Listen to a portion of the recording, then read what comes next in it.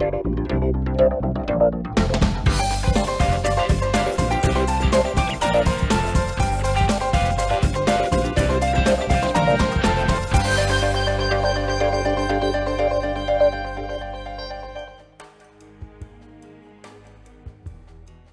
бо манзараҳои нотакрори кӯҳӣ ва захираҳои табиӣ ғанӣ яке аз кишварҳои дорои имкониятҳои бузурги геологӣ ба ҳисоб меравад.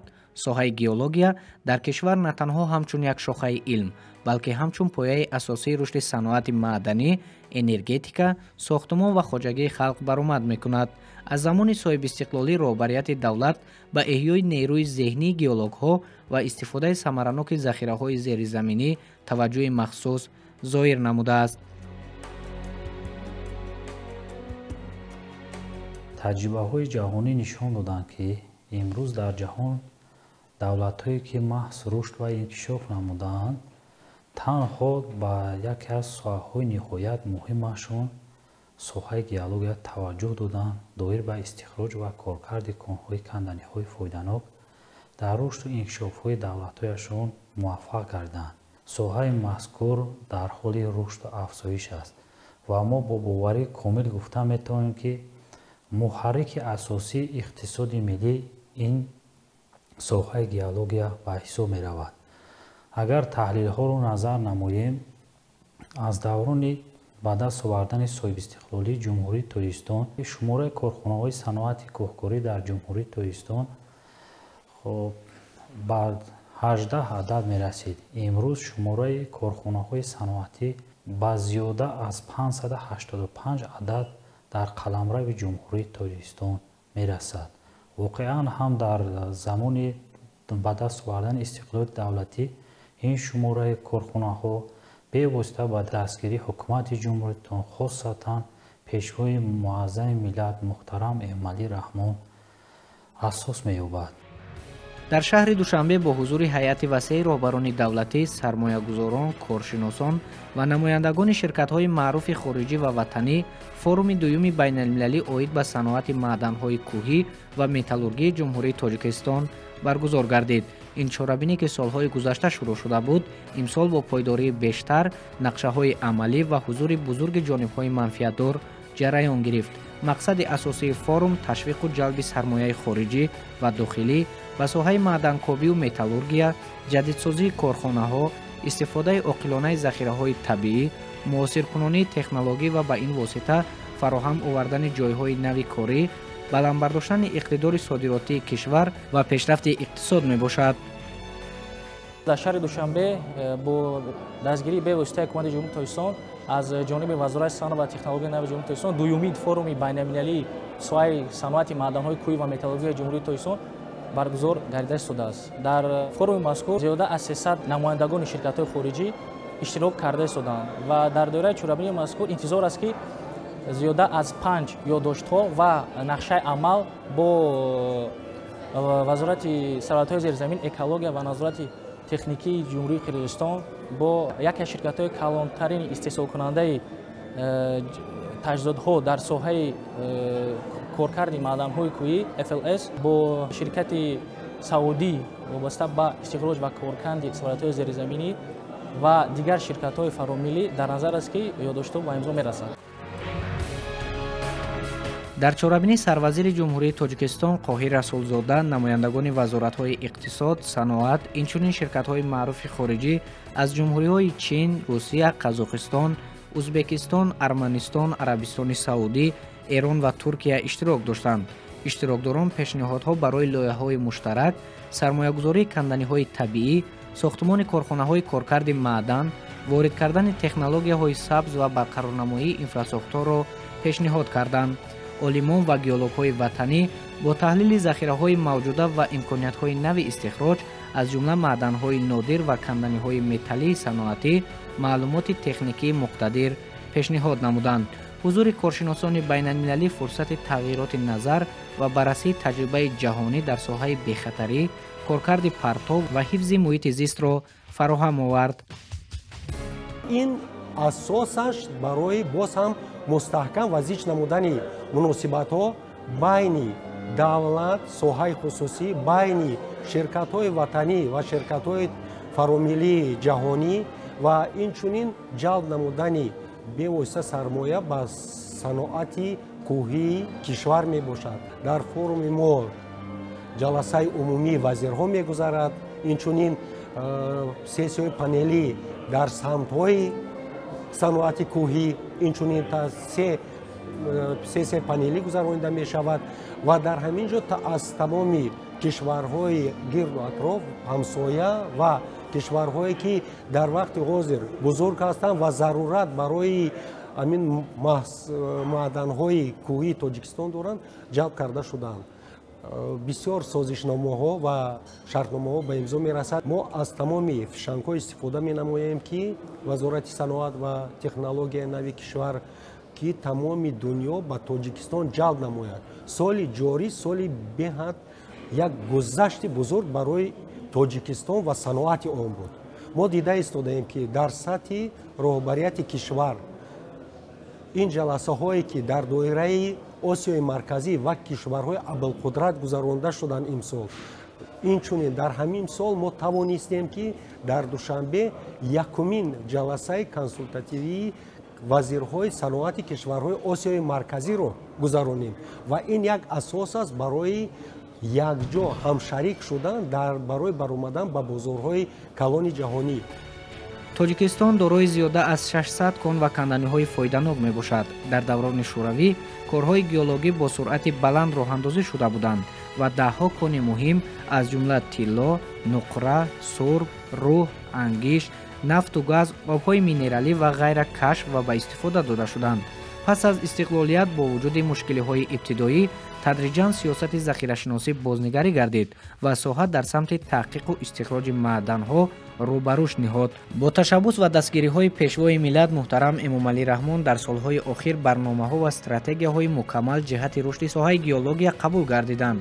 яке аз муҳимтарини онҳо барномаи давлатии таҳқиқ ва истифодаи оқилонаи захираҳои канданиҳои фоиданоки ҷумҳурии Тоҷикистон барои солҳои 2021-2030 мебошад ки ҳадафи он эҳёи фаъолиятҳои ҷустуҷӯӣ таҳқиқотӣ ва ҷалби сармоягузории дохилию хориҷӣ мебошад.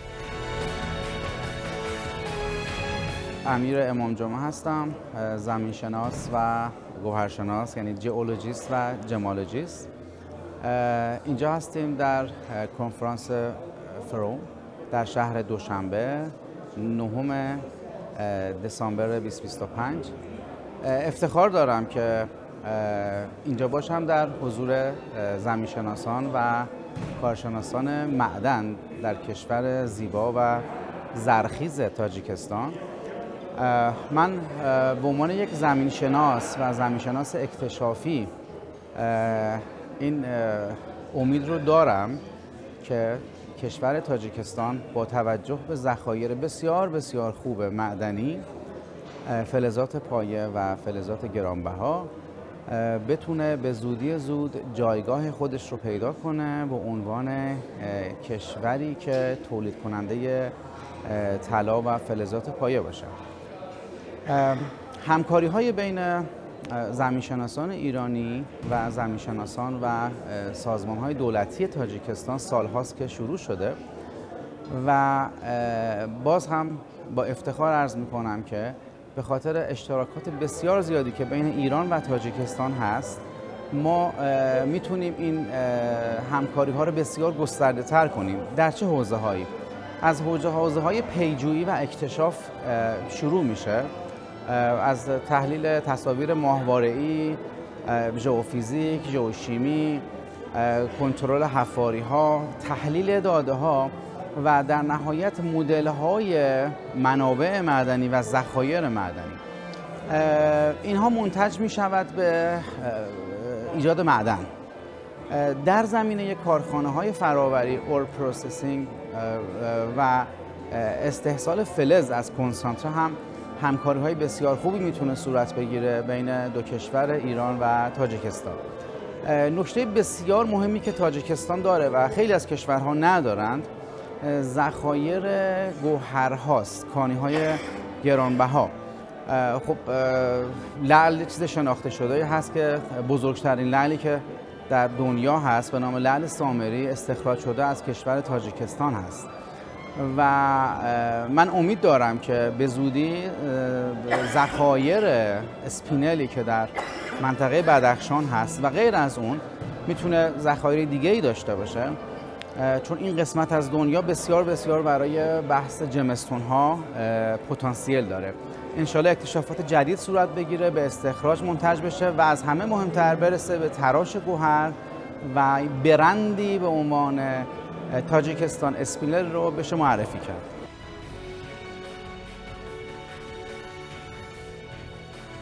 گئولوژیا در جمهوری تاجیکستان عامل مهمی رشد استوار اقتصادی به شمار می رود. توجه بیشتر به این ساحه امکان می دهد که کانهای نو کشف شوند، اقتدار صادراتی کشور بالا رود، تامین با اعتماد صنعت به اشیاء خام صورت گیرد و مهمتر از همه نعمت‌های زیرزمینی به منفعت نسل‌های امروز و فردا استفاده شوند. با چنین امکانات و ذخیره‌های نادر، گئولوژیا می‌تواند به ستون اساسی رشد صنعت کنونی و اقتصاد ملی تاجیکستان تبدیل یابد. حدود جمهوری تاجیکستان چه خیلی که به همگان معلوم است 93% آن کشور است. از این خاطر ما همچون متخصص علم گئولوژیا یعنی کوشش به خرج داده ایستاده ایم که کانها یا اینکه معدن‌هایی که در حدود جمهوری تاجیکستان است ما با یعنی با کاربری دانشجویان اینچنین با استادان یعنی کاربری نموده عاید همون کانهای کندنی فایده‌ناک یا اینکه معدن‌هایی که در حدود جمهوری تاجیکستان است تحقیقات ها میبریم. چه خیلی که به همگان معلوم است در حدود جمهوری تاجیکستان 600 کان و 800 زئورات علاقه یعنی وجود دارند، تحقیقات ها گذرانده شدند. از جمله در حدود جمهوری تاجیکستان یکی از سنگ‌های نیم قیمت بها این یعنی به زبان تاجیکی جمست میگویند و به زبان روسی امتیست نام دارد. این یکی از نمودهای کوارتز به همگان معلوم است. این یعنی سنگی که در اینجا حضور دارد موجود هست، خصوصا در حصار جنوبی در حدود جمهوری تاجیکستان کان‌ها موجود است. خصوصا این سنگ از روی ترکیب مینرالی اگر گوییم خصوصا مینرال ها از روی تصنیفات به 10 سیم جدا می شوند. این به همون صنف اکسید ها داخل می شود. ترکیب شیمیایی سلیتی O2 است، لیکن کوارتز تیار یعنی کوارتز نغز این اساساً اون کوارتزی که در طبیعت رنگش به نهایت شفاف بیرنگ است. این یکی از نمودهای کوارتز به شمار می رود. همچون سنگ نیم قیمت بها حسابیده می شود. از آن می توانند هر گونه جواهرات تیار کنند. امروز در کشور چندین مؤسسه با نفوذ از جمله سردوره گئولوژیای نزد حکومت جمهوری تاجیکستان، پژوهشگاه گئولوژیای اکادمی ملی علم‌ها، دانشگاه تکنیکی تاجیکستان به نام اکادمیک محمد عاصمی، دانشگاه ملی تاجیکستان و دیگر مرکزها فعالیت دارند که در سمت تیار نمودن متخصصان با آموزش گئولوژی و پیشنهادهای علمی سهم نظررس دارند. در شرایط امروزه 600 کان و 800 زهورات اشکار کرده شده است. در سمت آموزش کان‌های کندنی‌های فایده‌ناک سهم عالمان و متخصصان ساحه گئولوژی از آن جمله استادان فاکولتت گئولوژی نظررس می‌باشند و در این کان‌های کندنی‌های فایده‌ناک 97 نمود اشیاء خام موجود می‌باشد. باید قید نمایم که ساحه گئولوژیا یکی از ساحه‌های افضلیت‌ناک در جمهوری تاجیکستان به حساب می رود که در سمت اقتصادیات تاجیکستان سهم نظررس دارد و باید قید نمود که تخمینا 67% بودجه تاجیکستان از حساب کارکرد و استخراج کان‌های کندنی‌های فایده‌ناک به حساب می رود و موجود می باشد. در سمت گذراندن کارهای علمی تحقیقاتی متخصصان ساحه گئولوژی از آن جمله عالمان متخصصان و استادان فاکولتت گئولوژیا در سمت آموزش کان‌های کندنی‌های فایده‌ناک، ذخیره‌های طبیعی از آن جمله ذخیره‌های آبی، گذراندن تحقیقات‌های علمی با مقصد آموزش حالت امروزه پیریخ‌های تاجیکستان و تغییریابی اقلیم نظررس می‌باشد. و البته باید قید نماییم که بنابر سبب تغییریابی اقلیم تأثیر آن به کان‌های کندنی‌های فایده‌ناک و ذخیره‌های آبی در سال‌های اخیر البته رسیده ایستاده است و در سمت تیار کردن متخصصان ساحه گئولوژی که امروز در تمام از آن جمله در نیروگاه‌های برقی آبی فعالیت دارند، در ساختمان راه‌ها، تونل‌ها ва коркарди канданиҳои фоиданок мутахассисони соҳаи геология пурра фаъолият доранд ва дар самти гузарондани корҳои илми тадқиқотӣ таълиму тадрис бошад. дар факултети геология имрӯз якчанд озмоишгоҳҳои илмию таълимӣ фаъолият доранд ки дар онҳо асбобу таҷҳизотҳои гидрогеологӣ, гидрологӣ, пиряхшиносӣ ва муҳандисӣ геологӣ дар раванди таълиму тадриси барои омӯзонидани муҳассилину донишҷӯёни соҳаи геология пурра дар раванди таълим истифода бурда мешаванд. илми геология дар ҷумҳурии тоҷикистон таърихи зиёда аз 80 сола дорад. аз солҳои 30-юми асри гузашта корҳои васеи ҷустуҷӯиву таҳқиқотӣ оғоз гардида то солҳои 90 зиёда аз 600 кон ва зуҳуроти маъданҳои фоиданок кашф гардиданд. он замон мутахассисони тоҷик дар якҷоягӣ бо муассисаҳои геологии иттиҳоди шӯравӣ корҳои илмиву амалӣ бурда кони маъданҳои тилло, нуқра, сангҳои қиматбаҳо ва ороишӣ, мармар, намаки сангӣ ва обҳои шифобахшро муайян карданд. соҳаи геология умуман дар ҷумҳурии тоҷикистон умуман дар ҷумҳурии дар тамоми дунё яке аз соҳаҳои асосии рушди ҳар як давлат ба ҳисоб меравад.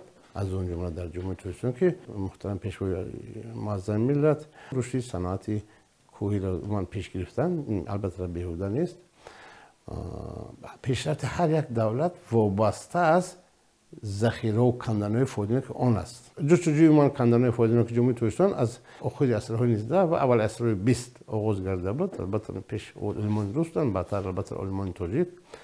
яъне ки оиди рушд асосан соли 1924 баъдан экспедисияҳои ҷустуҷӯ ва харитасозии конҳои канданои фоиданок шурӯъ гардид. дар ҷумҳурии тоҷикистон зиёда аз 600 кон зиёда ва 800 зуҳурот ҷустуҷӯ гардид, муайян шуд.